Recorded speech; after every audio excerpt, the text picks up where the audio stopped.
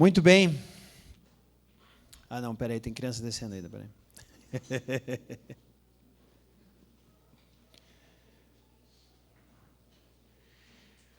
Bom, hoje eu gostaria de continuar algo que o Fofo começou semana passada. Eu não estava aqui semana passada, mas eu sei o que ele começou. Então, se você estava aí, espero que tenha pego a maior parte do que ele falou, porque hoje eu vou trabalhar em cima daquilo que ele começou a falar. Para quem não estava aí, um breve, então, histórico. O Fofo começou a carta de Tiago. A carta de Tiago ela é provavelmente a mais velha carta do Novo Testamento. Ela compete com Gálatas, mas dentro das pesquisas que eu fiz, eu creio que ela é um pouquinho mais velha que o livro de Gálatas. Então, nós estamos diante da primeira carta do Novo Testamento em termos de data, né? O Novo Testamento começa com os Evangelhos, depois vem o livro de Atos, as cartas de Paulo, aí vem Hebreus e só então vem Tiago, né? E agora a gente descobre que estamos diante de uma, provavelmente, se não a mais antiga, uma das primeiras epístolas do Novo Testamento. Essa carta foi escrita então por Tiago, meio-irmão de Jesus. E você vai ver que o tema dela é bastante relacionado ao judaísmo. Por isso eu acho que ela é uma carta muito antiga, porque no início o cristianismo não era algo diferente do judaísmo. Ele era considerado uma vertente do judaísmo. Muito tempo depois, ou algum tempo depois, é que o cristianismo e o judaísmo tomaram rumos diferentes. Então, essa carta aqui, você vai ver que ela é toda dirigida, toda a linguagem dela, ela remete a alguém que conhece a religião judaica e está bastante familiarizado com a religião judaica. Tanto que ela é dedicada às tribos que estão dispersas, as 12 tribos da dispersão, ou da diáspora, né? Então, ele está querendo lembrar os judeus daquilo que é o seu papel agora, que Cristo é revelado como plenitude de Deus. Então, esse é o objetivo dessa carta. E a primeira parte, que é a que o Fofo leu, que foi do versículo 1 até o versículo 18, ele falou sobre estar feliz na tribulação, na provação. Você diz, puxa vida, né? Que história estranha essa. Mas é esse o objetivo. Provavelmente essas pessoas estão passando por o fato de elas estarem longe da sua terra já significa que elas estão um tanto quanto vulneráveis como população, como cidadãos, né? E o fato disso, então, faz com que Deus as prove, as coloque em situações de provação, estando elas longe ou não da Judéia. Parece que Deus está depurando esse povo. E o objetivo, então, de Tiago é dizer assim, seja muito alegre por estar passando por um momento de depuração divina, um teste da sua fé, uma prova, porque é ali que Deus vai transformando nós em cristãos cada vez mais maduros e fortes. Então, né, ainda bem que Tiago ele não frequentou algumas igrejas por aí que dizem que cristão não sofre. Pelo contrário, ele está dizendo ali que o cristão passa por provação. Ele vai fazer uma diferenciação entre provação e tentação. Ele diz, tentação é uma coisa, mas provação é outra. Deus não tenta a ninguém, mas provar a nossa fé ele faz. Como o professor que vai testar o seu aluno, ele vai aplicar aquela prova para que o aluno seja capaz de se defender naquela matéria sozinho, diante de uma circunstância complexa, e ele vai dizer, mas é isso eu consigo. E você diz isso mesmo. E aí nós vamos progredindo. Esse é o objetivo, então, da primeira parte desse primeiro capítulo de Tiago. Mas eu quero continuar a segunda parte desse capítulo 1, que tem tudo a ver com a primeira. O contexto é o mesmo, é o contexto de provação. E Tiago, capítulo 1, versículo 19, então você pode abrir aí a sua Bíblia. Ele diz assim para nós, lembrando, continuando a primeira parte, tá? Meus amados irmãos, tenham isso em mente. Sejam prontos para ouvir, tardios para falar e tardios para irar-se, pois a ira do homem não produz a justiça de Deus. Portanto, livrem-se de toda a impureza moral e da maldade que prevalecem, e aceitem humildemente a palavra implantada em vocês, a qual é poderosa para salvá-los. Sejam praticantes da palavra, não apenas ouvintes, enganando a vocês mesmos. Aquele que ouve a palavra, mas não a põe em prática, é semelhante a um homem que olha a sua face num espelho, e depois de olhar para si mesmo, sai e logo esquece sua aparência. Mas o homem que observa atentamente a lei perfeita, que traz liberdade e persevera na prática dessa lei, não esquecendo o que ouviu, mas praticando, será feliz naquilo que fizer.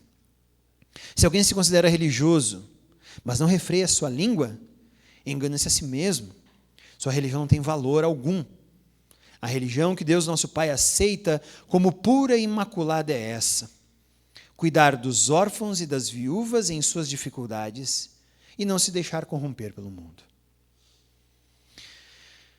Aqui é uma palavra que eu tenho que ler constantemente para mim, essa segunda parte do capítulo 1 do livro de Tiago. Lembra que eu falei, o contexto é o mesmo do que ele começou a falar. Qual é o contexto? As provações. Quando Deus nos coloca no fogo a fim de cozinhar a nossa fé, ao ponto de ser uma fé boa. Simone e eu ontem a gente fez um bolo, meio estranho, o bolo. Era uma receita, a gente foi fazer um teste. Eu acho que deu certo, mas ele é um bolo que você cozinha em banho-maria no forno e ele fica meio molenga, né? Meio pudinzado assim. E a gente ficava cuidando. E aí passou o tempo que a receita disse, Simone botou lá e disse, não, está molenga, pode botar mais aí, e toca ali forno. E bota o bolo lá no forno. Ah, mas não está fervendo essa água? Bota a temperatura aí para ferver essa água, para cozinhar o bolo. E vai lá e testa de novo. E não deu certo, ainda estava molenga. Na terceira vez, a terceira passada, mais uns 15 minutos de forno, ela ligou a parte de cima, aí o bolo endureceu, ela disse, não, agora está pronto. É mais ou menos assim que Deus vai fazendo com a nossa fé. Nossa fé ficou bom. Não, o bolo ficou ótimo. Tanto que ela queria levar para minha mãe. Hoje eu disse, não, deixa aí. Hoje de noite chegar em casa, vou comer um bolinho com café. Né? É isso. Mas esse é o objetivo, a nossa fé precisa se tornar madura. E ela precisa endurecer, e para isso acontecer, ela precisa de um tempo em que Deus vai trabalhar com ela. E às vezes esse tempo não vai ser para nós muito prazeroso, pelo contrário, ele vai ser pesado. E eu não sei você, mas quando Deus está trabalhando assim comigo, eu fico de muito mau humor. Eu fico assim, pronto, eu levanto já pronto para a briga. Pronto para a briga. Se o chinelo está ao contrário, eu já brigo que o chinelo está ao contrário. Mas claro, fui eu na noite anterior que botei o chinelo ali daquele jeito ao contrário. Já estou brigando comigo.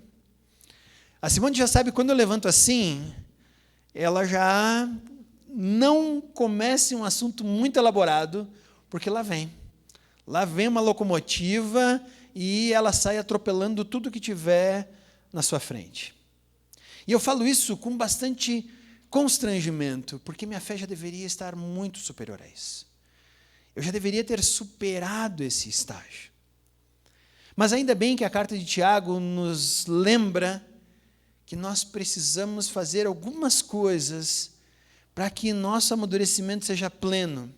Então, no momento de prova, quando nós estamos extremamente chateados, bravos, onde a gente está dando um mínimo, né? Eu até brinco, hoje não me incomoda que eu estou dando -1 para entrar na briga. Né? -1 significa assim, eu já estou dentro do conflito, vamos lá. E é esse o objetivo que Tiago diz, não façam assim.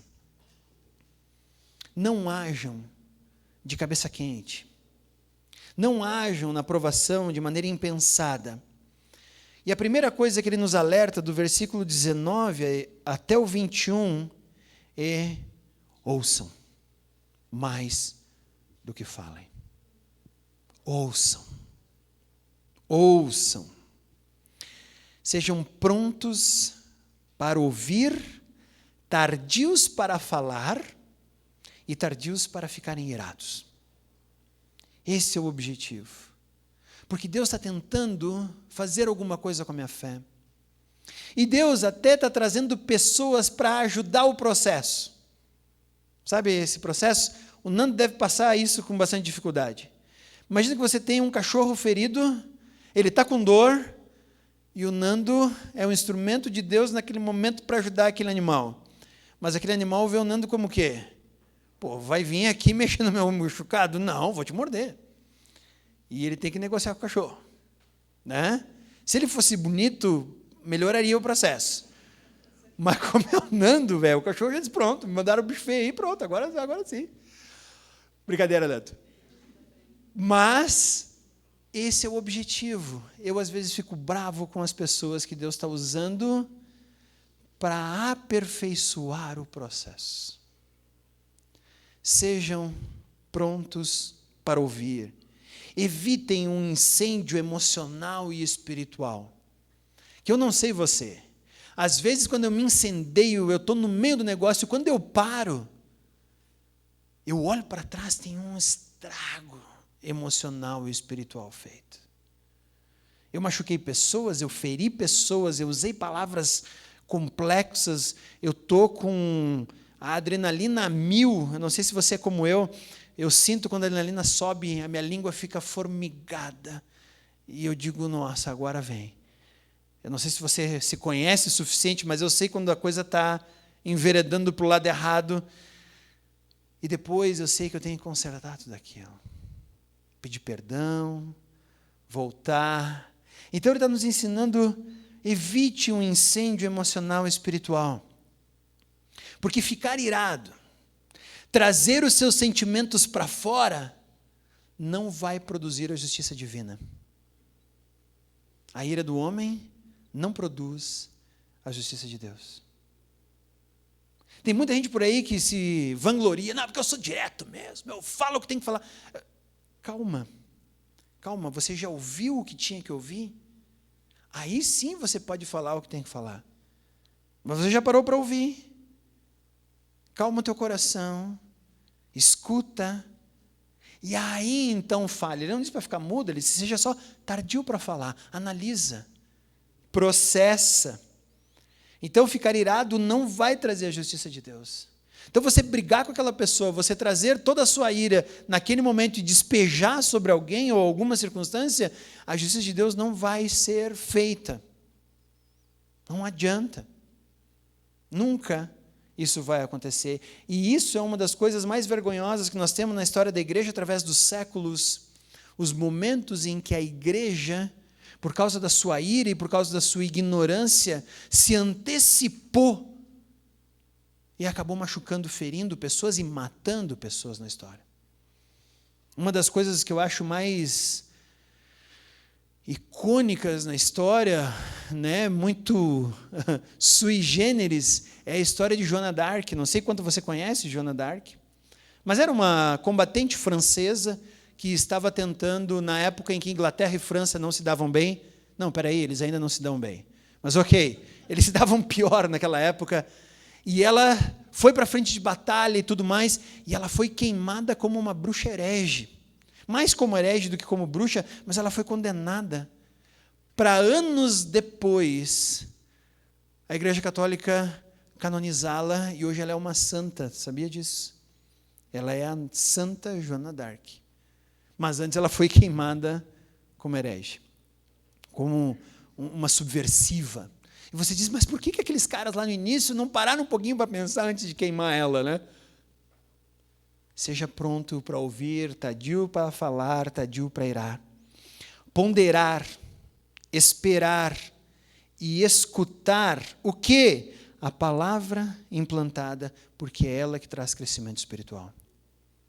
Por isso que para nós entendermos a palavra de Deus, ele dá uma dica ali, aceitem humildemente a palavra que lhes foi implantada.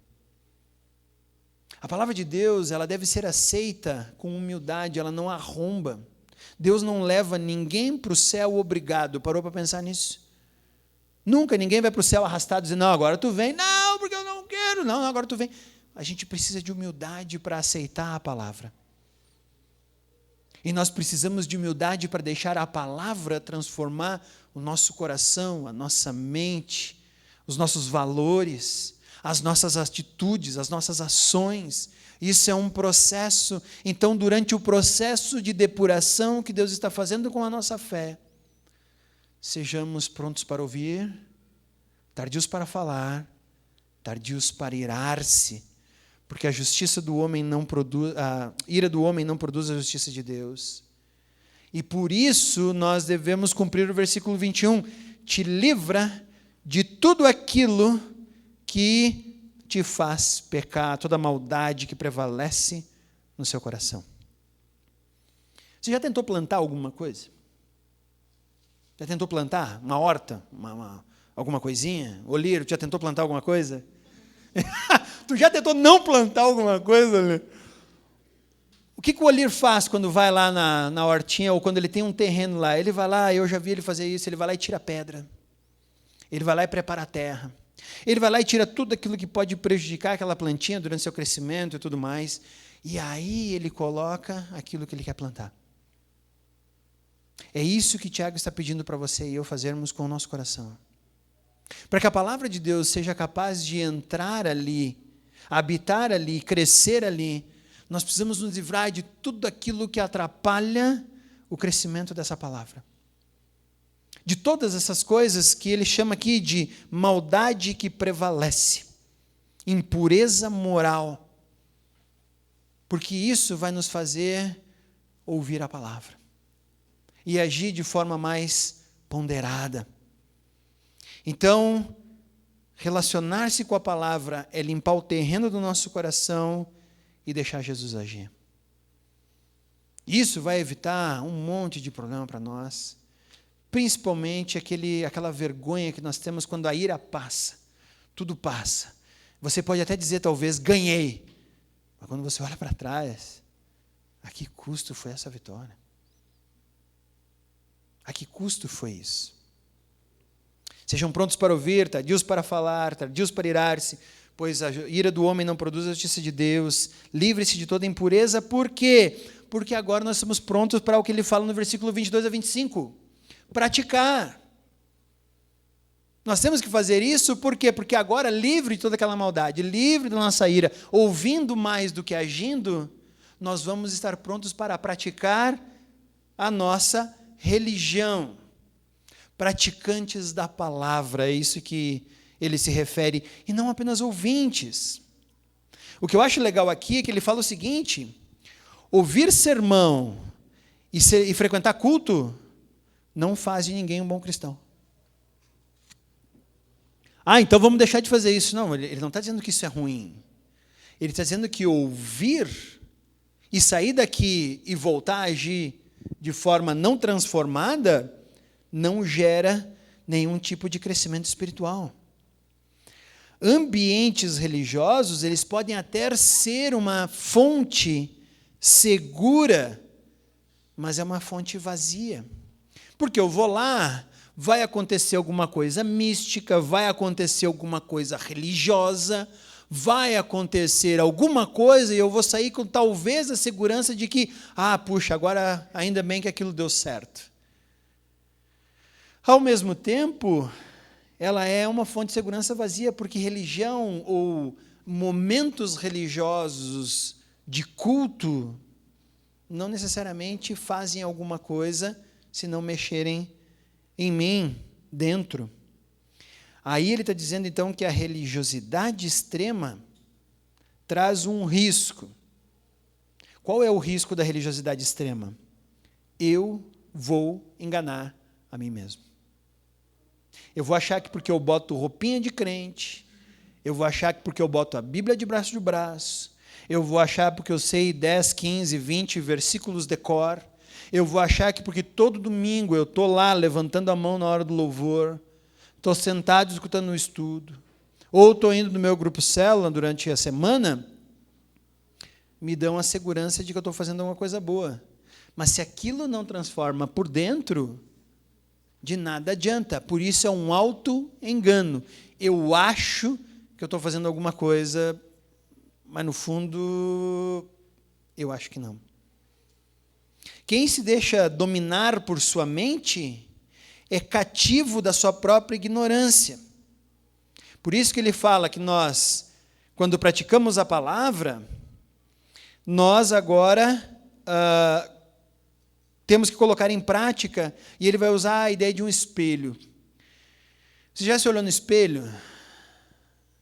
Você gosta de tudo que você vê no espelho? Não, né? Não, tem algumas partes que não. E aí é aquela parte que você tenta melhorar. Imagina alguém fazer a barba sem um espelho. Ele vai no toque, ele acha que ele conseguiu fazer o cavanhaque bem retinho, que aquela barba está bem feita, bigodinho. Ele abre a porta do banheiro, a mulher olha e diz, pronto, o que fizeram aí? Quem é o louco aí dentro que está ali, tentou te esfaquear, tentou fazer alguma coisa. É isso. Nessa época aqui, os espelhos ainda eram bem piores do que os que nós temos hoje. Nessa época era algum tipo de bronze, algum metal polido, de preferência, onde você se olhava e você tinha uma vaga ideia de como você estava. Mas ainda assim, quando nós temos uma vaga ideia de como estamos, sabemos o que nós precisamos melhorar. E ele diz, é como aquele cara que olha no espelho, vê, sai, e daqui a pouco ele se esquece. Se esqueceu completamente de como é que está. Eu não lembro o que foi que eu fiz esses dias, que eu saí de casa, e eu disse, nossa, nem o cabelo eu penteei. Eu não lembro se eu entrei no carro e falei para a Simone, nem pentei o cabelo. Né? Eu não olhei no espelho aquele dia, porque eu tô com uma técnica agora. Depois da pandemia, ali durante aquele período da pandemia, eu estava me achando muito gordo. Então, o que eu estou fazendo agora? Evito tudo que engorda. Fotografia, espelho e balança. Gente, não me sinto mais gordo.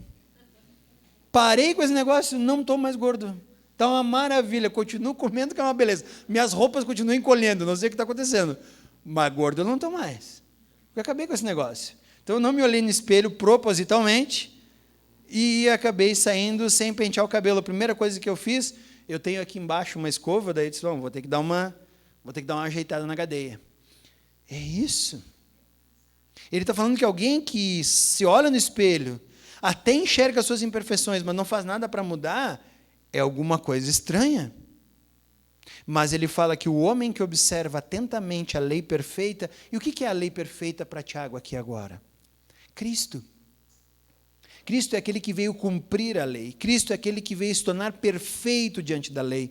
Então ele fala que todo aquele que pratica a lei perfeita, não esquecendo do que ouviu, mas praticando, será feliz naquilo que fizer. Então o evangelho, que é a lei perfeita, tem como objetivo te libertar. Aí tu pensa, me libertar do quê? Do demônio que está oprimindo a minha casa? Não. De você mesmo. Dos teus próprios, das tuas próprias emoções, das coisas que você tem dentro de você mesmo que precisam ser completamente transformadas. Então a perfeita lei traz liberdade de que agora eu vou agir em Cristo, eu não sou mais uma vítima dos meus sentimentos. Porque se eu não tenho Cristo, eu posso dizer, mas tu me conhece, né? Tu sabe como é que eu sou irado, eu sou assim mesmo, eu falo essas coisas porque minha boca é suja mesmo, eu sou uma pessoa que não é pouco polida. Isso é para quem não tem Cristo. Mas quem tem Cristo, não tem mais essa desculpa. Porque agora está livre dessa condição de Gabriela. Lembra da música aí do seriado lá? Eu nasci assim, eu cresci assim, vou ser sempre assim. Gabriela. Nós estamos livres da síndrome Gabriela. Nós não precisamos mais ser vítimas de nossos próprios sentimentos. Nós agora olhamos para o espelho e nos libertamos de tudo aquilo que é imperfeito. Então, a primeira parte nós ouvimos, porque Deus tem alguma coisa a transformar. Na segunda parte, nós praticamos. Por quê? Porque ouvimos antes de falar, ouvimos antes de ficar irados, entendemos que Deus quer mudar aquilo, então eu passo a praticar aquilo que Deus quer. E aí agora, então, nós entramos na última parte, versículos 26 e 27. E os versículos 26 e 27 nos falam sobre a religião que Deus realmente quer. Deus realmente quer. E ele começa, se alguém se considera religioso, olha que palavra complicada, se alguém se considera religioso, mas não refreia sua língua, engana-se a si mesmo. Se eu não refreio minha língua, eu só me considero religioso, e não sou eu que estou dizendo isso, é Tiago na sua palavra. Quem é orgulhoso, quem não tem temperança, quem não refreia as suas palavras, na verdade está se auto-enganando, se achando um bom religioso. Quem cria contendas, quem incendeia tudo ao seu redor, não é um bom cristão. E isso eu digo para nós tomarmos cuidado, eu não tenho, mas já vi muito cristão em rede social que incendeia tudo ao seu redor. Está pronto para brigar em qualquer postagem do Instagram, ou do Face, ou do Twitter, principalmente agora em época de eleição, né? Nós estamos prontinhos para xingar os caras do outro partido, da outra parte da política que não é a minha parte, e aí a gente começa a se degladiar. E vai aquela briga. Esses dias eu escutei, um missionário me mostrou uma postagem que ele fez defendendo lado algum, mas o que ele tomou de porrada e comentário de cristãos. Eu digo, oi? Eu disse para ele, sério? Ele disse, sério? Cristão. Ele disse, tanto que eu fiz o quê? Eu só dava um joinha para cada comentário que desse ali, porque eu disse, olha, eu desisto, não vou entrar em briga. Então, hoje a gente está um ambiente muito propício para a gente causar intrigas. E aí, Tiago nos lembra que se você não refreia a sua língua, ele vai dizer, não, mas eu refreio a língua, eu escrevo, eu digito, eu não refreio meus dedos. A minha língua não fala nada. Né? Isso também é para nós. Isso também é para nós. Se você não refreia a sua língua, se nós criamos contendas, se nós alimentamos contendas, se nós incendiamos o ambiente ao redor, nós não somos bons cristãos. Por quê? Porque quem faz isso pratica uma religião que não tem valor algum. Olha o que ele fala ali no final do versículo 26. Sua religião não tem valor algum. Então não adianta você incendiar a rede social e depois chegar lá para o teu colega de trabalho e dizer, quero te falar de Jesus. Ele vai dizer, não, meu amigo, se Jesus é aquilo que tu posta lá nas tuas redes sociais, eu não quero conhecer esse louco, não. Não, mas espera, eu preciso te falar. Então, é uma religião sem valor.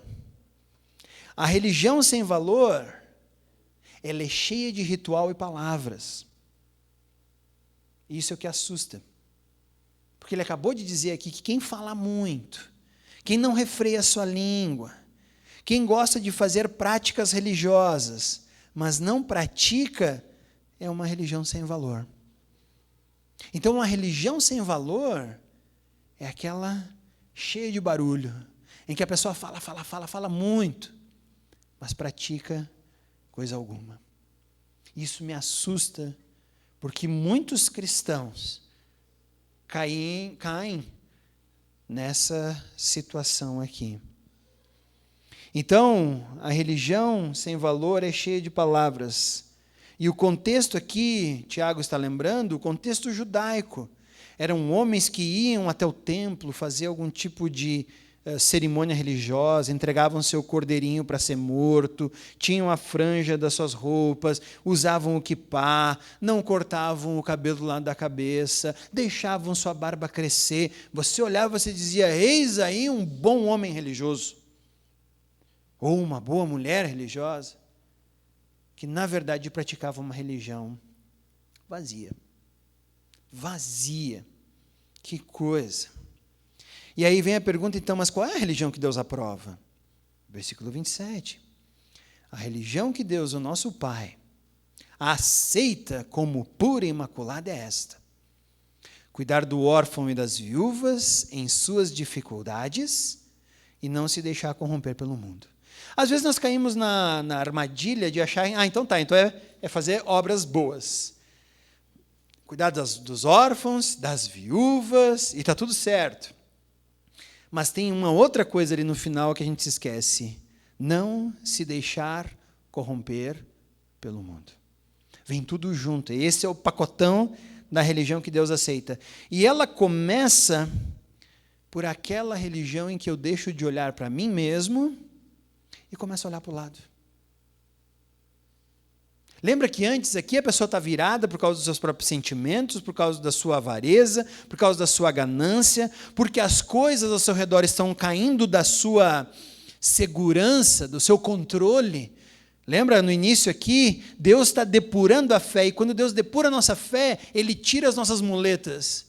E a gente diz assim, não, peraí, eu preciso das muletas para andar, me devolve aqui. E nós ficamos irritados, irados, brigamos, fazemos uma religião vazia. E Ele diz, espera, a religião que Deus aceita é aquela que começa quando eu olho para quem está ao meu redor, que talvez esteja em uma situação pior que a minha. Nós estamos passando por isso como Brasil, não é? Na verdade como mundo, mas como Brasil. Nós estamos aqui, e você vai no mercado e aí está cada vez mais caro, e você diz, puxa, não dá. E aí até pouco tempo atrás o combustível estava, a gasolina pelo menos estava muito mais cara, agora ela está um pouco mais barata, mas o pessoal dizia, não dá. Né? E aí a gente saía reclamando, já saía brabo, porque tinha que trabalhar, e cada dia de trabalho era mais suor e menos coisa que você podia aproveitar, e a gente saía por aí xingando todo mundo, brigando, se degladiando. Isso está acontecendo em todos os cantos do mundo, não é só aqui no Brasil, mas eu falo porque nós estamos aqui. Eu li uma reportagem, até compartilhei com a Simone, em que na Europa agora a média é que as famílias tiram férias uma vez a cada 2 anos. Pior ainda se você for belga ou romeno, você tira férias a cada 3 anos. E aí estavam falando lá com os portugueses, dizendo, por que você não tira férias com seus filhos? Não tem como pagar. Então eles vão para os lugares onde eles podem aproveitar. E isso está acontecendo na Europa, o nosso sonho de consumo. Que dirá nós aqui no Brasil? O que faremos? Vamos olhar ao nosso redor. Essa é a religião que Deus aceita. Quando nós olhamos para o próximo e vemos que às vezes ele está mais necessitado do que nós. E nós o ajudamos. Sabe por quê? Porque a religião que Deus aceita não é aquela que só dá as coisas para as pessoas, mas é aquela em que os seus filhos passam a ser bênção para as pessoas ao seu redor. Por isso que Tiago nos manda olhar os órfãos e as viúvas. Quando eu me torno bênção para as pessoas ao meu redor, isso pode ser talvez ajudando financeiramente, isso pode ser dando uma carona, isso pode ser ouvindo, isso pode ser, não sei, com qualquer coisa. Mas a religião que Deus aceita é essa, onde os filhos de Deus são bênção para as pessoas ao seu redor. A religião vazia é aquela que a pessoa só está preocupada com ela mesma, com as coisas que ela quer, com as coisas que ela tem, com o que ela deseja, ela quer aquilo. E Deus tem que dar. Mas a religião que Deus aceita é aquela onde os filhos de Deus se tornam bênção para as pessoas ao seu redor. E aí, com isso, nós vamos não se deixando corromper pelo mundo. Não se deixando corromper pelo mundo. Então, a gente não se deixa dominar pela ira, porque agora a fé é que passa a agir quando as coisas estão complicadas.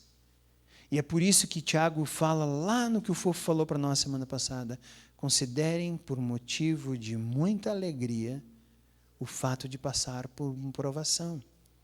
Porque a provação tem um objetivo, nos tornar plenos e completos. E nos tirar da massa reclamante do mundo ao nosso redor. e nos faz olhar para o lado, para aquele que está mais necessitado. E talvez possa ser de mais dinheiro, mas talvez necessitado de uma oração, necessitado de um ouvido, necessitado de alguém compartilhar um pouquinho da vida com ele. E aí a coisa começa a sair do nosso foco e passamos a ser bênção para as pessoas que estão ao nosso redor. Isso combina muito com uma palavra que Paulo fala para Timóteo.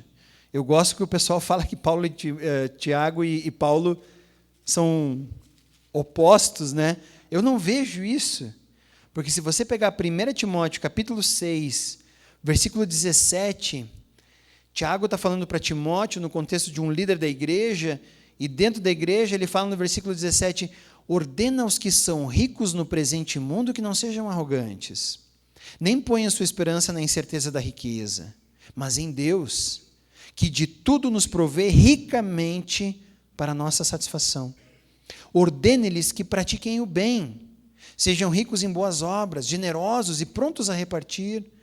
Dessa forma, eles acumularão um tesouro para si mesmos, um firme fundamento para a era que há de vir, e assim alcançarão a verdadeira vida. Paulo está falando para Timóteo, diz, olha, pega o pessoal da tua igreja e ensine-os a serem generosos. E a serem generosos abençoando quem está ao redor. Porque a norma do mundo é que o rico é arrogante, mas arrogante que só pensa nele mesmo. Aí ele diz, não, na igreja não deve ser assim. Isso não quer dizer, então agora eu vou dar tudo que eu tenho. Também não é isso. Mas ensine-os a não olhar só para si mesmos. O personagem da infância que eu tinha era o tio Patinhas. Parou para ver o tio Patinhas? Era muito divertido, eu gostava muito. Mas o tio Patinhas só pensava nele, lembra? Ele estava a todo momento pensando em poupar alguma coisa, enganar alguém, tirar, porque ele só pensava nele. E ele diz assim, mas ele deve ser um pobre coitado. Não, ele era o mais rico de todo o mundo. Ele tinha uma caixa forte com o dinheiro dele, que ele até mergulhava lá dentro. Fisicamente impossível, mas plasticamente é engraçado, né? A ideia de mergulhar nas moedas e tudo mais. E aí Paulo vai dizer assim, não, dentro da igreja não pode ser assim, não pode pensar só em si. Precisa haver uma generosidade com as pessoas ao redor, para que se abençoe a essas pessoas também. Então, de novo, não é pecado ser rico, fica tranquilo com isso. Mas todos nós podemos abençoar alguém ao nosso redor. Aqui o exemplo fala sobre riqueza, mas pode ser muitos outros exemplos.